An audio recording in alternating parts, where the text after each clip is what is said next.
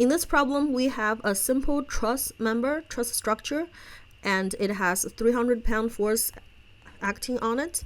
It's supported by a roller support at point A and a pin support at point B, and we need to determine the force in each member of the truss and also state if they are in tension or compression.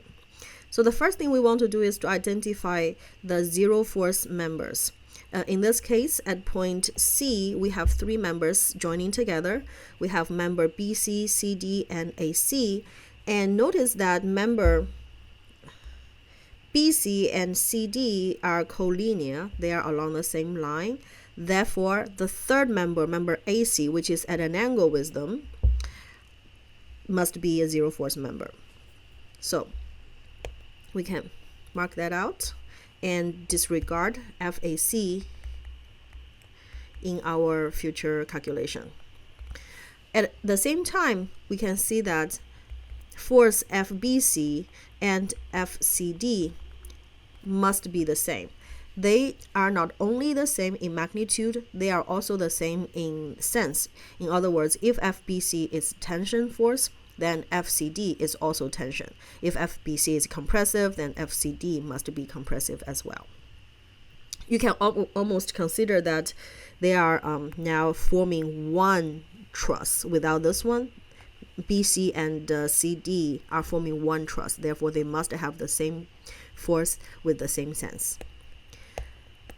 And then the next thing to do is to try to determine if we must solve for support reaction. This problem does not ask us to solve for the support reaction. Therefore, if we can avoid it, it saves us time. So how do you know that? Well, you look for the joint with only two unknowns, which is not collinear. So we cannot look at point C anymore, even though point C only has FCD and FBC joining together.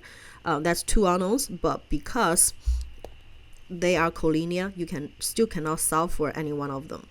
But still, we have point D that satisfies that. At point D, we have member CD, the force in member CD, and the force in member AD.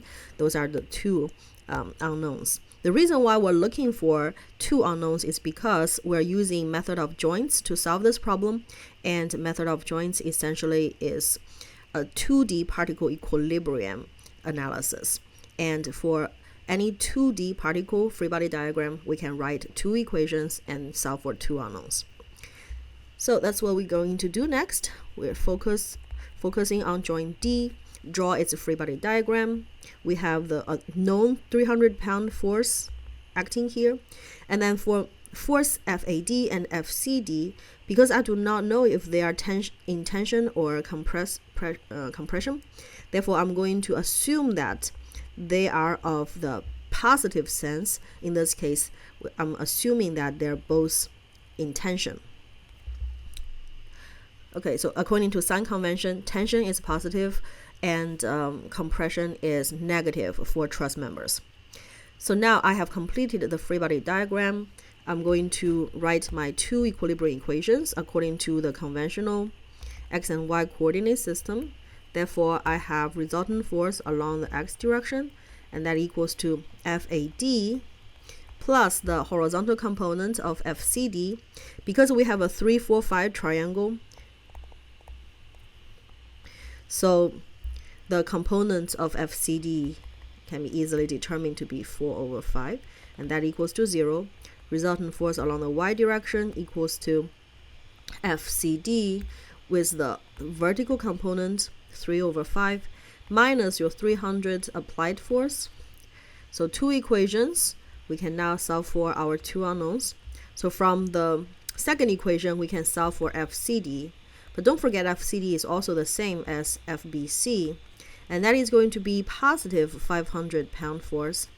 And positive means that the sign convention, the sign of the direction of the force agrees to what we originally assumed. Therefore, that's going to be a tension force.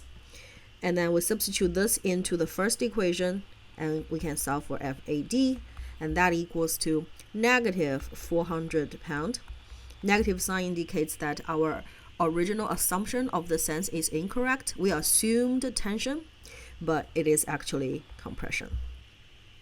So at this point, we have solved for FAC, FAD, FCD, and FBC. What's left is FAB. For that, we're going to draw the free body diagram of joint A. Because joint A has less unknowns, if we pick joint B, remember at point B we have pin support. Pin support already has 2 unknowns associated with it. Therefore, joint A has less unknown because the roller support only has 1 force component. So the free body diagram of joint A, we have the known force FAD. We solved for FAD from the previous step. And because it's compressive, we're going to draw it in this direction. That's the 400 force, which is the FAD that we have solved for in the previous step. Our unknown FAB.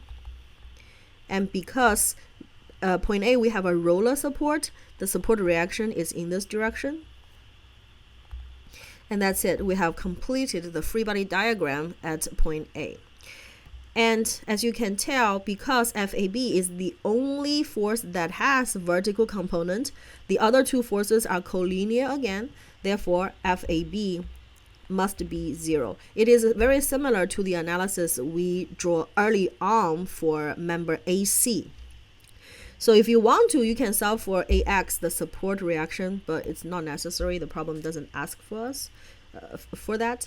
Therefore, now we have solved for all the truss members, FAB, FAC, and FAD, as well as FCD and FBC. And we have noted that either they are 0 or we have noted that they are in tension or in compression. So that's the end of this